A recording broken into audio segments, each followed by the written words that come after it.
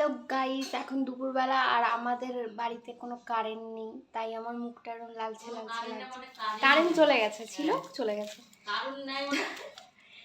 এত মুখে এত ওয়ার্ড মানে কথার এত ভুল ধরলে হবে না। যাই হোক, আমার অনলাইন থেকে একটা পার্সেল এসেছে, অনেক দিন পরে পার্সেল অর্ডার দিচ্ছি।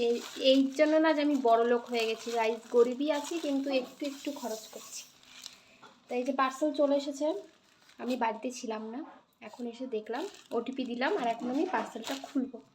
তো কি এসেছে সেটা তো আমি জানি, তোমাদেরকেও জানাবো। দাঁড়াও এক সেকেন্ড। হ্যাঁ, এবার হয়তো দেখতে পাচ্ছ আমার থোবড়াটা। এই যে আমার শরীরের মধ্যে মানে আমার পুরো আমার দেহের মধ্যে তো তেমন কিছুই ভালো নেই, শুধু আমার চুলটা ভালো আছে। তা ভগবান নজর না দেয় যেন। যাই হোক, তো সেই কারণে আমি দুটো কাঠের চুড়ি বলি কেন, চিরুনি অর্ডার করেছি। তো সেটাই এসেছে, আমি যেটা খুলতে পারছি না আমি এখন। দেখা যাক যে এটার কেমন এসেছে, ভালো এসেছে না খারাপ এসেছে সেটাই দেখবো।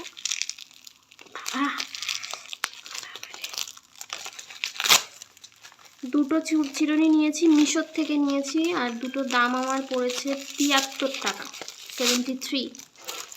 এই যে দুটো, মাথায় ঢুকবে তো আমার চুলের মধ্যে? হ্যাঁ, ঢুকে যাবে। একটা ছোট এসেছে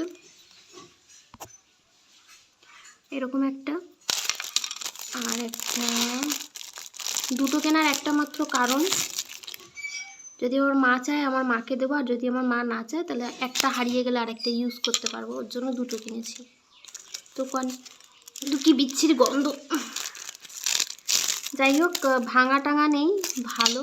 এবার ইউজ করে দেখবো যে কেমন, তার আগে রিভিউ দিয়ে নিই, ফটো তুলে নিই। তো তোমরা জানিও, আমি জানি যে কাঠের চিরুনিতে মাথা মানে আঁচড়ালে খুব ভালো হয়, চুল ভালো থাকে, সেই কারণেই কেনা।